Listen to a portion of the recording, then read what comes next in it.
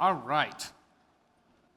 So we got some great speakers here. I'm David Cross. I'm the CISO for the Oracle SaaS Cloud. I'm also a venture partner with Rain Capital.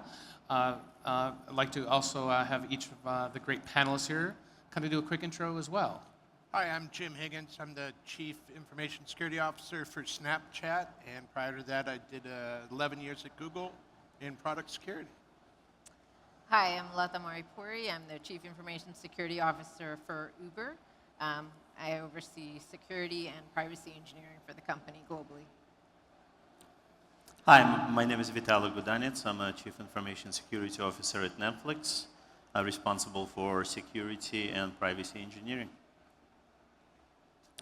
Okay, kicking things off here, certainly, as we know in the new age of AI. It's back? Okay, how are we sounding there? Okay, in the new age of AI, we have to find a balance, right, between the power of the data, driven technologies and how we safeguard individual privacy. So, and it's called in English, in the American English, we call it privacy, not privacy. So, we have fun. So, really kind of opening things up really is, Vitaly, is there really any risks or privacy risk, that's kind of coming on now with AI and LLMs appearing? Is there anything we need to be worried about? Yeah, I think there's a lot of risk being introduced with the usage of AI within companies and even personal life, right? It's a very easy platform to input data and get answers and advice from AI platform. The risk, the way you think about it, is more like any third-party application or service, right? You have to worry about data regulation. You have to worry about compliance. You have to worry about privacy. There is also a lot of risks and issues around product security with AI platforms. There's a lot of unknown and known vulnerabilities that as CISOs and security and privacy practitioners we have to worry about. So, Latha, thinking about your world and things like that, no one's surprised anymore that that's coming to be, but, what's really changed from your perspective, right? Is there things differently that you're thinking about? Yeah, it's interesting. A few months ago, we did a global generative AI hackathon at Uber.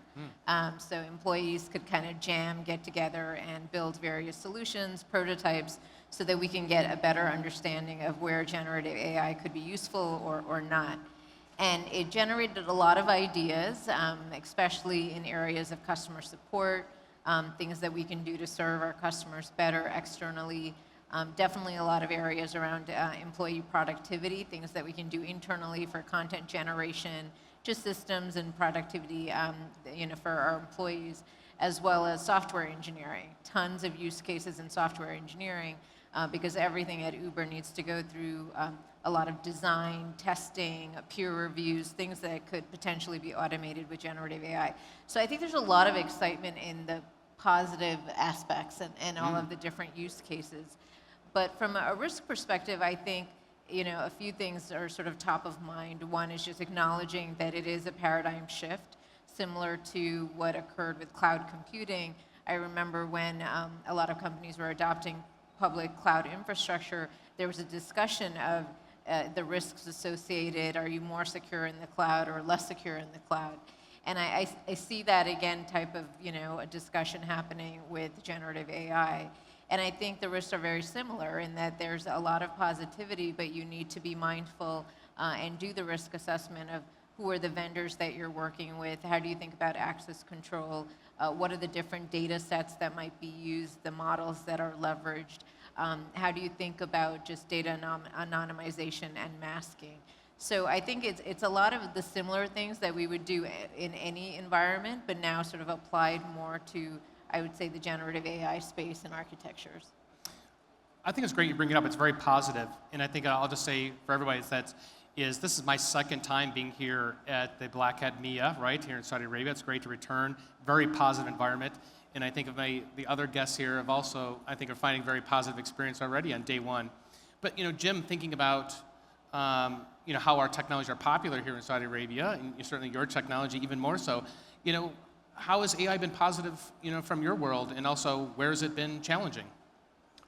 From an AI standpoint? Yeah. I think AI has been very positive in some key areas, which allows us to make our application more safe to use, right? We're able to detect content that is inappropriate to be on our platform a lot faster. We can actually prevent it rather than it showing up on the platform and then thus it getting taken down. Some of the more negative aspects are that we're seeing from AI, I think, would be, well, I've seen plenty, but nothing that's terribly shocking. I would say some of the attackers have found ways to scale some of their attacks with AI, especially in phishing campaigns and spear phishing. Some other areas that are more complex are, back to the privacy issue, is that in order to train these models, whether it's generative or discrimination models, you have to have a very large data set, and that data can contain PII. That data can contain things that you don't necessarily want to have as output from the model, especially in a very quick, if you want a quick and responsive model. So I think back to what was said previously, is like how you approach it and the discipline you put around your AI or LLM models is extraordinarily important. Oh, that's a great point. Certainly, I can't disagree with you about the spear phishing. I have to admit that we're seeing as well is the complexity, the precision on the spear phishing based on AI. It's quite amazing, right? And I think to watch for it. Latha, have you seen similar type of things in your side of the house and AI-based attacks against your platform? Yeah, I think, we know that attackers follow trends. So, just like we're all looking at generative AI, evaluating it, we know that attackers are already starting to leverage it. Just like I mentioned with cloud computing, when everyone started moving their infrastructure, you just naturally saw more attacks in the cloud space. So I expect that will happen as well, that attackers will use it to simulate different malware, and do phishing, as Jim mentioned. But I also think, again, looking at the more positive side of it, a lot of security teams can leverage generative AI, since ultimately so much about security is completeness and coverage, a lot of data analysis and visibility across the company. It's such a great use case to apply just data engineering and some of the new LLM models coming out. Certainly, I'll say something as, kind of like, just like the cloud environment, right? Everybody's using AI. Just like everyone's using cloud, everyone's using AI. Is there anyone in the audience, in company or organization that's not using AI at this point? You're probably not gonna see any hands. But, think about that, Vitaly, is that if, everybody's using AI, and is it really any different than other new emerging technologies, techniques, Well, it depends. I think on one hand, it's no different than any other third-party service or package, right? You have to worry about exactly the same risks. The difference is in velocity in which it's innovating right now. Every single week, we feel there's a new large model being introduced. There's new technologies, new platforms being rolled out almost on a monthly basis. So our ability to keep up with the advance of AI technology sometimes is troubling for us. But from a risk point of view, it's no different than any other platform. Like we keep talking about cloud. Same risk we worry about moving from on-prem to the cloud infrastructure is the same risk around AI. So Latha, I think I think I have to agree with Vitaly on this, is that it's just another technology, but do you think most companies have figured out what to do, in this space, or, are they struggling?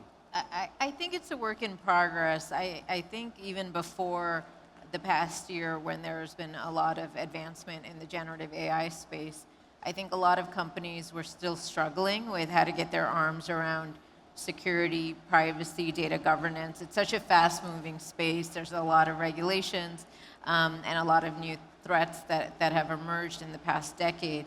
So I think companies were still trying to figure out, the areas of things like just understanding all of the data, where is it stored, how do you deal with consent, how do you deal with deletion requests when they come in, How do you deal with categorization of data? What is the classification policy you would use to categorize the data? Encryption, you can go on and on. There's so many different things that need to be done with data, and I don't think any large company would say they've fully gotten their arms around it. It's such a work in progress. So then when you take that type of environment and now you introduce generative AI environments and services and vendors, it just brings it to a whole other level. It's very hard to do a lot of the security controls and policy management without the basics being done. But on the other hand, what I think is very exciting is that companies like sort of tech companies such as at Uber, we're lucky to have a very large employee base that does software engineering and data engineering. We have a lot of data scientists and folks that focus specifically on machine learning. But what I'm so excited about with generative AI is, it's now in the hands of everyone. So you don't necessarily have to be an engineer or know coding to leverage it. And so I think you'll find in a lot of companies adoption, not just within engineering teams, but across other just corporate functions, finance and legal and communication and sales. I see lots of discussions across the company of people wanting to use it. So yeah, I think there are definitely things to look out for, but also a lot of potential, I'd say, in how it can be tapped into. Latha, I think that's a great point. I think you made me think of something different, is that AI is the future in LLMs, everyone's going to be using it, and there needs to be education. If I go back, 10 plus years ago, ML and machine learning and all those type of things, we all need to be, educated a little bit, and certainly, at Oracle, this is like we have our own kind of internal education for all developers to not just to jump into the pool head first, but really have some basic understanding. So, Jim, I know this is kind of an unexpected question, but, how do you guys think about, it's a major benefit, it's a major positive for your company and others. Do developers need, education and training to jump into AI, or? Oh, absolutely. I mean, we do use Copilot from GitHub and things of that nature, but it requires a significant amount of testing and verification, right? I'm not going to allow developers to just use Copilot and then roll it into production that can affect 500 million active users. And so I think education is important, but also, especially in the United States, there's legal ramifications of the code. If lawyers use it, who owns the code if AI wrote it, so on and so forth. So we actually are a little bit more restrictive around developers using it as a primary mechanism for software development. Oh, so Vitaly, what do you think about that? I mean, the legality of things, and certainly, I don't want to say anything about your business, but, how do you think, are most companies going to face a challenge or risk in this space on the content that's generated from a legality perspective? Anything that you might want to share on that? Yeah, I think as Jim said, right, you have to worry about a number of areas. One being copyright, third-party licensing. If you copy code from Copilot or other platforms, you have to be able to trust and validate that there is not going to be any copyright issues. So that's one big area. Second one is, how do you protect your own IP? If people are copying your own data, whether it's documents, whether it's code, into third-party tools or platforms, how do you ensure that that IP is not going to get leaked and it's protected, right? So that's another big area of risk. And third one, of course, is just the standard data security. People copying financial data, legal data, internal documents, there could be PII, could be confidential, could be SPII, into open public platforms. And that data gets used to train new models on a regular basis, and it's really hard to get the data back out. So the way that you need to think about this, as Jim and Latha talked about, is education. First, you have to put the right policies in place, right, and expand your guidelines. Two, I think, educating your user base, whether it's finance, whether it's talent teams, whether it's developers or engineers, about the use cases, what you can and cannot or shouldn't do in the AI space. And then third, there is a lot of new startups. There is a lot of new technologies being developed on a regular basis now to help security teams and privacy teams to put the right controls in place, to get the right detection capabilities, to know what data being inputted into the models.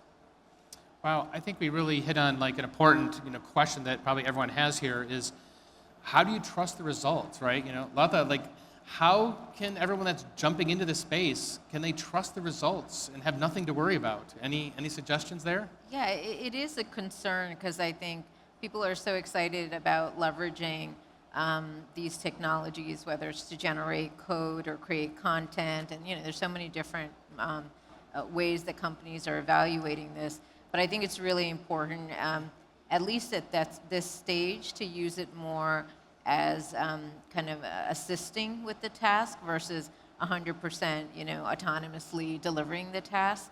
I think we're not quite there yet that you would leverage generative AI to generate critical production code and deploy it without a second set of eyes looking at it. So I think we think about it right now more in the lens of helping with productivity, helping engineers with creating code, creating test cases, doing some of the documentation, but always still having employees actually review it before anything would be used. So I think based on where things are at for a while, I think that's the best way, is to use it to facilitate, but not necessarily just stand alone. Hopefully that one day that will change and we'll get the confidence.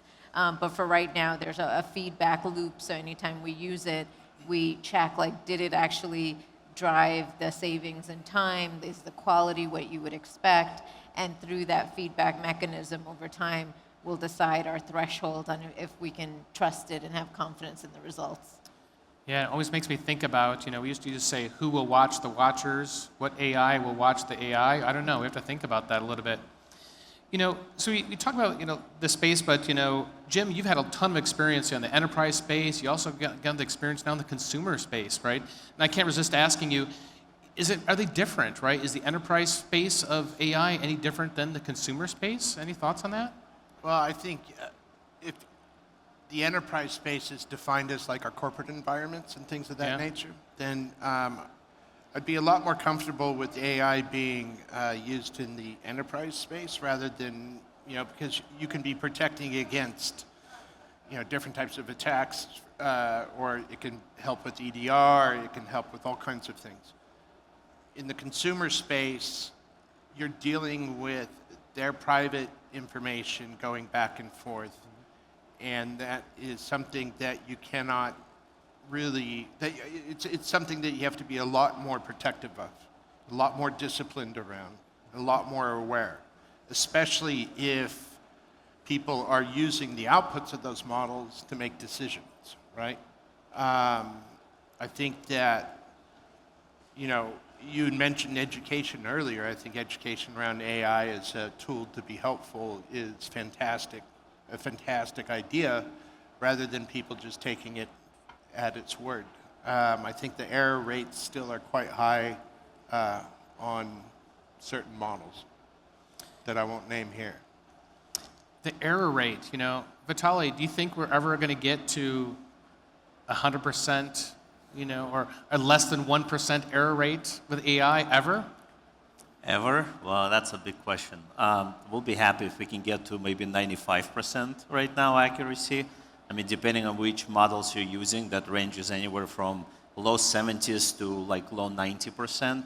100%, I'm not sure that's achievable anytime soon. Yeah. So coming back to a different topic, I think for each of you is, we've all delved in this space and we've all learned things as we go. So Vitaly, starting with you, is like, what's the one thing that you could say that any organization or business is going to jump in that you say, you really should think about this first and not catch this later? What's the one tip that you would give for anyone just starting? I think probably expanding your policies to cover use cases of AI and educating the users internally. To me, that's probably the biggest advantage right now the companies have, is to be able to educate your engineers, your user community around what is a proper use of AI tools, where it adds a lot of tremendous amount of value, but also how to think about risk and usage. Latha, anything you would share for your experience? I'll probably give more than one.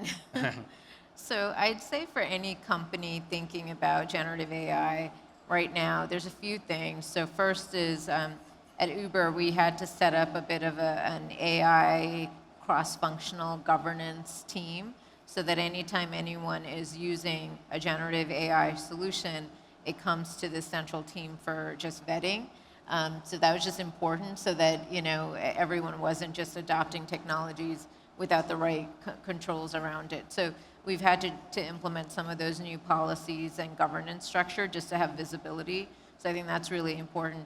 I think the second is depending on the providers that you're working with, I think it's really important to do the risk assessment and really understand what they provide and they don't. I think a lot of the vendors in this space are still early in their thinking, right, in terms of how they will deal with the data sets, retention policies. Like a lot of that hasn't necessarily been thought through.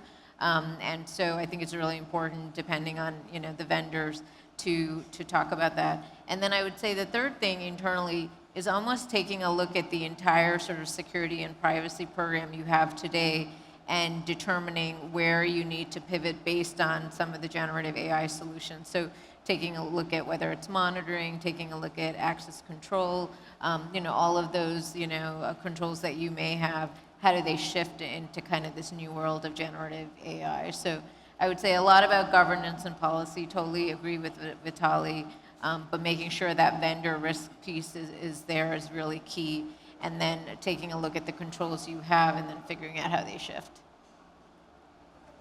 Jim, sure, anything that you'd really say, For the me? one thing that you'd recommend that anybody starting out that's saying, well, you really should think about this first. It's not even about AI. It's be careful what you ask for. Anytime you take any technology and you proliferate it across a company, an enterprise, or integrate it into your products, be very sure you can either back out of it or you know what you're doing as it gets deployed, because untangling that is quite difficult. I think with AI, that problem will be exponential. Great idea.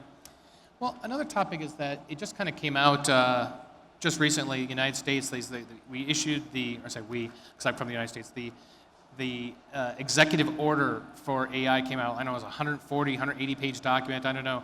Has anyone actually read the entire thing here in the audience? No, I didn't think so. Well, I know Jim has, but I have not read it. But we're not. I insisted that we're not going to discuss that document. But the one thing that I'd like to ask, though, is one of the things that's in there is about red teams and AI and LLMs, right? Jim, I'd love to ask you this question: is that does every company, every organization, do you think they all need to have a specialized, dedicated AI team a red team to test the AI and LLMs? Is this a skill set that everyone needs to have and retain? Well, to go back to that executive order, I was sitting in D.C. when that came out, and I was in a room with a bunch of lawyers and other CISOs, and we went through the executive order trying to figure it out. And, it was, sometimes with the United States government, they show up and say, we're from the government and we're here to help. And it's not exactly what you want to hear. But in this case, I think the Biden administration has done very well with several executive orders in helping cybersecurity. So to your question, I think that the intent behind having red teams is what they're really trying to present to companies, which is make sure that your testing environments can validate that your models are secure, that the people who access the models or train the models have appropriate security controls, and that the outputs are validated, right? If you're using AI in the enterprise, for example, you really don't want to have, be able to ask AI to give you all the secret keys to whatever, which is a danger. If it sees it and it learns it, it can kick it out. Interesting. So I kind of wonder now, and I'll ask Vitaly this question, is that kind of like we've seen a little bit with things like PCI and SOC, whatever, we kind of templatize things. Like we've got the pen test, we've got the templates, so you're going to go through these things. Will we see the same things kind of a peer for AI and LLMs, or will it be very specialized for a while? That's a great question. My personal opinion is probably will continue being specialized for a period of time, but eventually we'll have a framework that we'll need to follow, and we'll probably have more and more regulation around the world, right? Whether it's going to be rolled into PCI or part of SOX or part of other control framework, we're already seeing that around the world, right? So regulation is coming, and it's needed in some ways, and I think that's our near future. Interesting. Yeah, I think I'll just sort of add, I think it'll be a bit of both. I think there'll be sort of standalone AI acts and regulations, but I also think it'll have to be built into the existing ones. Just when you take a look at anything like GDPR or PCI, like you mentioned, so much of it does focus on data, and so I think it would be hard not to have to, adjust some of those. And I think in terms of the recent, order that came out, I think it's a really good start. I think it's trying to push, especially for companies that own the services for generative AI, that they're more transparent, that they do hold a rigorous sort of testing program, that they're open about those test results, hence the focus on red team. So I think a lot more to come, but I was pleased that came out so early. Usually some of these things come out many years after it's already been widely adopted and companies are having to go and retrofit. So it's good that it came out more on the earlier side. Even if it's not perfect, at least it's a start that companies can start working with it. And to add to that, to her adding to that, if you want to actually affect change in technology in the private sector, you have government make rules around a product, whether it's going to be purchased or not. So if there's rules behind it, and it's in order to be compliant with Department of Defense standards, for example, or FISMA, or FedRAMP, it's called now, that you can drive change very quickly that way. Change being, safeguards. Well, Jim, do you think though we'll see AI being slowed down with regulations, or do you think it's just going to get naturally better because of it? Maybe slowing down is better. I think that although it's a novel technology in a way, I think that we've been dealing with similar technologies for a while. And in this case, I think we've learned a lot from how cloud has grown, or even machine learning and things of that nature. So, what lessons there did we learn around how fast it proliferated, right? So I think slower is better, but I think that there's a good balance between speed and quality. So, Vitaly, think about it what is the biggest gap you think no one's thinking about, as they dive into this story that they should be thinking about? Is there anything that jumps out to your mind that no one's thinking about it, companies aren't thinking about, yet it's a big risk that is looming? I think we covered most of the big risks areas, and I think most of people now either aware or starting to think about those risks. I can't think of any significant gaps that people are not thinking about, right? In the way you address those risks, it's the same way you address risk around any area. It's a balance, right? You were asking a question earlier about speed of innovation and regulation. And as Jim said, it's a balance. We need to find same thing on the risk side, right? We need to understand what those risks are within our enterprise and how to balance the velocity and usage of that technology with the risks that we carry. But in terms of significant gaps, I think we covered it already today. Yeah, I think the one that I worry about, which I think there is rightfully some good discussion around, is just bias mitigation within these solutions. I think it's really important for developers and engineers working with these solutions to keep that in mind. I think that still has a long ways to go, so there should again be that feedback loop that if anything can be perceived as being biased, that is used to continue to improve the solutions going forward. Kind of thinking out loud a little bit, thinking about as we're all building things and you're kind of planning for the future.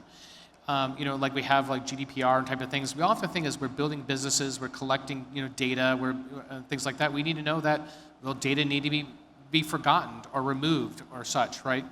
Jim, I'd like your thoughts. I know, kind of thinking, into the future here is that do companies, they start building out, AI and LLMs with, public data or private data?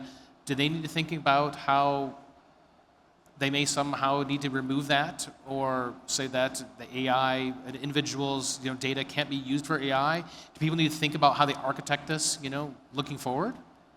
Well, a couple of things are going to be, well, let me answer your question first. Yes, absolutely. I think that the thing that, well, can you clarify your question a little bit more before I... Yeah, so I think of nowadays we say that, okay, we're going to collect user data. We're going to build a business and whatever, but you got to know now, like because of GDPR and other types of things, like I need to be able to, a user says they want their data removed or forgotten, you've got to architect that up front now. You can't try to do that after the fact. Do we need to think about the same thing from AI and LLMs going forward?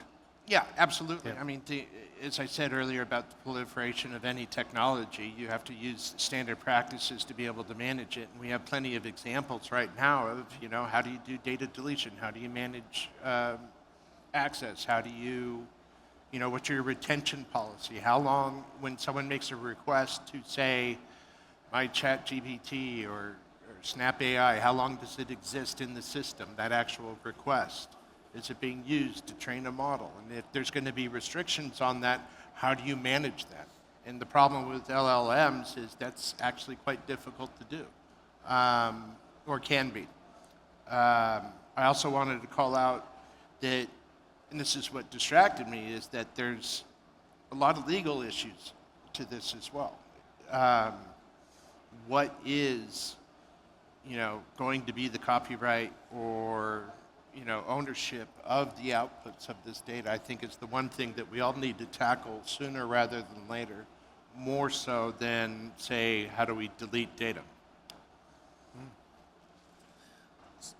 Yeah, I think one of the things that I think will eventually happen, and starting to happen, is there will be different deployment models, and I think some where you may have more control over the data, to your point, if you need to delete it for any reason.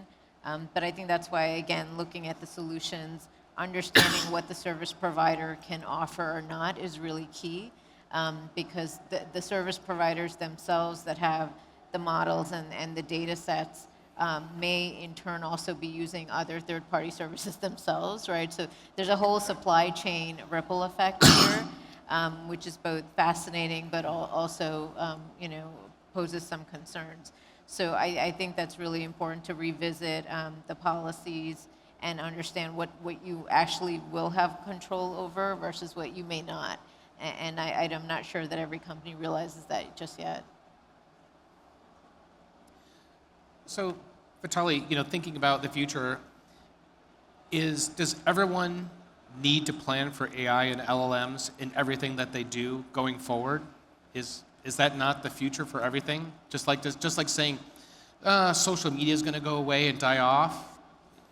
Yeah, I don't think it's going to die off. I think everybody's already involved in AI in some way, either testing it or trying to figure it out. I think that is a future. I mean, AI is a great promised technology, right? It gets us to more efficiency, more productivity at the enterprise level and even at the personal level. So I think AI will be part of our future. But it's evolving so quickly, I'm not sure anybody can predict how and when it's actually going to evolve, right, to what degree, but it's clearly part of our future and part of our now. We've got a few minutes left, and so, kind of, I'll ask each of one, different question. So, Jim, I think is that if there is one thing you say, an organization kind of starting, looking at AI and LM, that could have the biggest impact that they may not have realized that exists, what would that be, from a... Where to point the AI at? Yeah. Anything to do with repeatable tasks that require, large workforces to execute, right? Customer service, logistics, things like that. I think AI has a huge opportunity to help automate a lot of those workflows. Anything that is a workflow, per se. I think that AI will have, or that's where I would point. It's like if you're a small business and you don't have the money to go have Oracle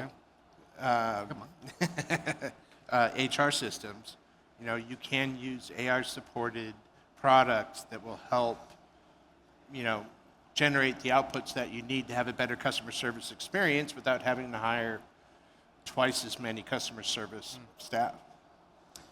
So, Latha, I think is that, you know, the question is AI going to replace everything? You know, I think of your space. Is AI going to be the drivers? Is AI going to produce the content? Is that everything's going to be robotics and there's no humans required anymore?